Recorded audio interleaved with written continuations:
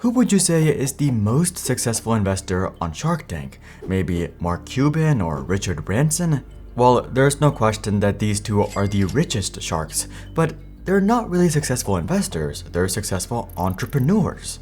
In fact, you could say the same thing about every single shark that's ever been on Shark Tank. They all made their fortunes as entrepreneurs, and investing is something they basically do post-retirement, except for Chris Sacca. You see, Chris is not just an investor for TV, but an investor in real life. In fact, he was able to turn an initial investment of $8.4 million into multiple billions by being early to Uber, Twitter, Docker, Kickstarter, Instagram, Medium, Streak, Stripe, and Twilio, just to name a few.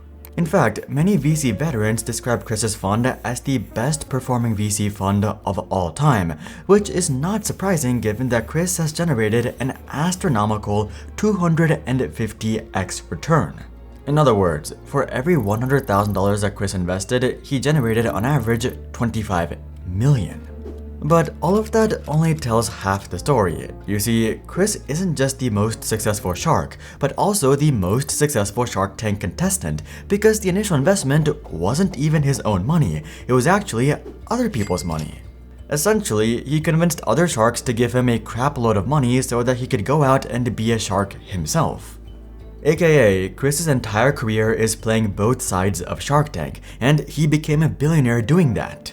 Now, this isn't to say that Chris is the most successful business person on Shark Tank, but he is by far the most successful investor and investee. But it wasn't always like this. Before getting into VC, Chris was actually a lawyer and early Google employee. And before that, Chris was personally underwater by $4 million by being the world's first degenerate Robinhood Wall Street bettor. So here's how Chris Sacca got rich after all of that, and why he's arguably the most successful investor, not just in Shark Tank history, but in VC history.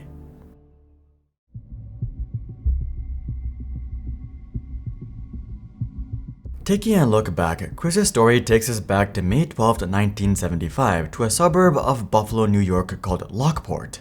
Chris was born to an upper-middle-class family. His mother was a professor at the local university, sunny Buffalo State, and his father was an attorney. From a very young age, Chris's parents always pushed him to be curious and search for answers. In fact, Chris would regularly be pulled out of school to go to science museums and to book readings. Hearing this, I don't think you'd be surprised to hear that Chris would eventually make it into Georgetown University, one of the most prestigious law schools in the world.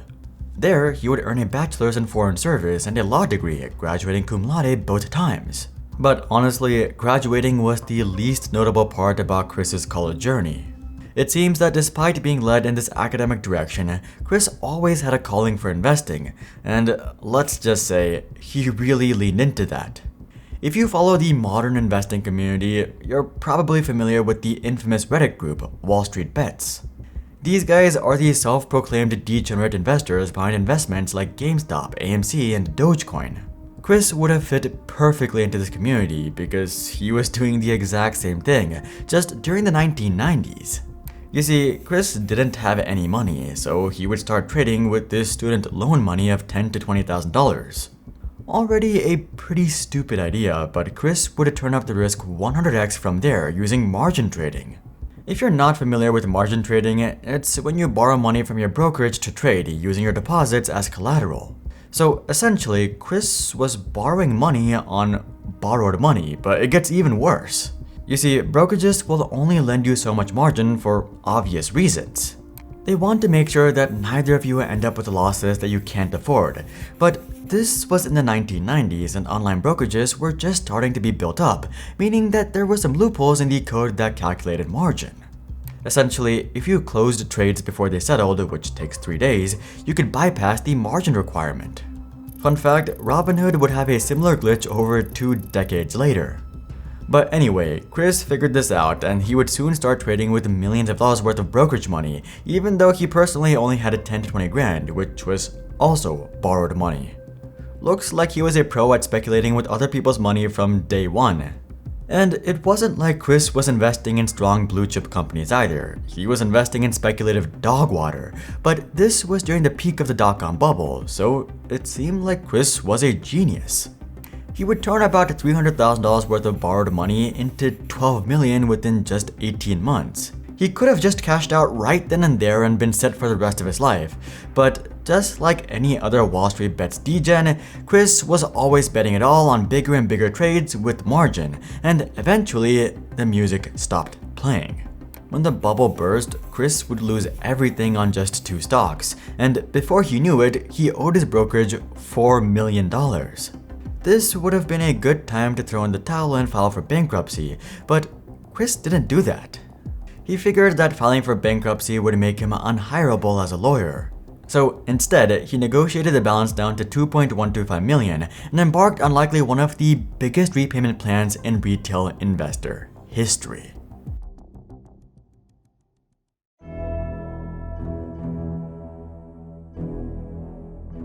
The good news was that unlike most Wall Street bets degens, Chris actually had a strong academic background as a lawyer. He would find a job at a Silicon Valley law firm called Fenwick & West, but this didn't last long. As the dot-com bubble burst and investors pulled funding, Silicon Valley naturally pulled back hard on their legal expenses. As such, Fenwick would do mass layoffs and Chris would be let go. This was most definitely rock bottom for Chris. He was millions of dollars in debt and couldn't even get a job despite having a Georgetown law degree. Out of desperation, Chris would start a solo practice, handing out business cards at every networking event he could think of, but the response he always got was no. Most would have quit right here, but Chris had one more trick up his sleeve. Maybe he could use Silicon Valley's big egos to his favor. He would rebrand himself as the Salinger Group and set up a slick website. And whenever he met potential clients, he would describe the Salinger Group as we instead of I. And funnily enough, this would make all the difference. All of a sudden, Chris's big ego prospects who didn't want to seem ignorant would say, "Oh yeah, I've heard of the Salinger Group," even though that was physically impossible. This strategy didn't lead to massive contracts or anything, but it did bring in plenty of consulting work for the one-man shop that was the Salinger Group. Pretty soon, Chris was able to hire his law buddies who were also out of a job, and the Salinger Group became a real thing. Looks like Chris really internalized the Silicon Valley mantra of fake it till you make it. Anyway, the Salinger Group would eventually attract the interest of Google, who would hire them all out for a top secret project, taking on Microsoft. One of the main reasons that Google was able to take on Microsoft successfully was because they were able to fly under the radar so well, and the main guy to thank for that was none other than Chris Sacca. His entire job was to basically mask the growth of Google from Microsoft. And in that vein, he would create a bunch of LLCs and corporations that couldn't be traced back to Google. And these fake entities would sign data center and server contracts instead of Google, making it extremely difficult for competitors to gauge just how big Google really was. It wasn't until Google went public in 2004 and started publishing financial reports that the tech industry really understood just how big of a threat Google was. But by this point, it was not only too late to stop Google, but too late to stop Chris. The Google IPO had blessed Chris with enough money to pay back his massive debt and finally become a free man. Also, Chris was able to work into the inner circle of Google, becoming friends with Eric Schmidt, Larry Page, Sergey Brin, and Sundar Pichai. Chris was actually one of the first Google employees to ever receive the Founders Award, which is Google's highest internal honor. This would have been the perfect time to count his lucky stars, enjoy his nice gig at Google, and ride off into the sunset. But Chris would decide to risk it all over again.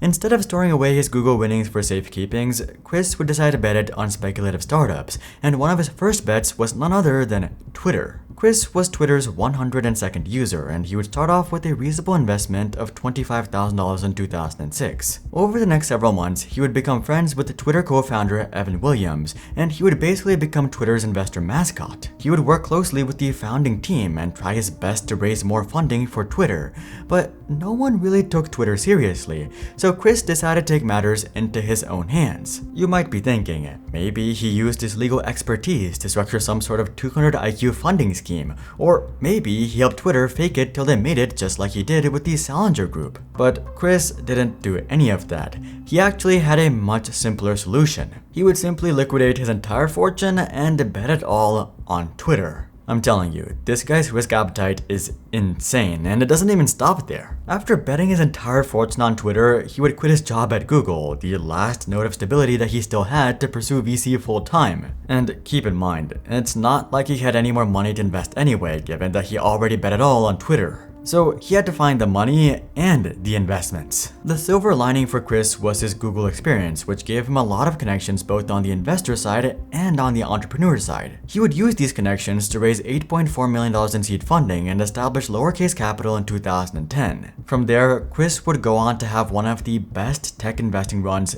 in history. He would invest in Uber, Instagram, Twilio, Stripe, Kickstarter, Docker, Streak, Lookout, Medium, and dozens more. With these sorts of names, it's no wonder why Chris was able to generate a 250x return and to become a billionaire in the process. Despite being one of the best tech VC investors in history though, no one outside of the tech community really knew Chris until after he retired. He would of course appear on Shark Tank, but that was just his most notable role on TV. He has since done dozens of interviews and cameos all across TV. For example, here he is on the show Billions, playing himself, a VC investor. And ironically, this is what made him famous, not his stellar investment record. But anyway, Chris officially retired from VC in 2017. He didn't shut down Lowercase Capital, but he did stop raising money and investing in new startups. Since then, he's really just been maintaining their investments and slowly selling off their stakes. Chris hasn't given up investing altogether though. Instead, he has shifted his focus into sustainable investing efforts. In 2020, for example, he launched a climate change VC firm called Lower Carbon Capital,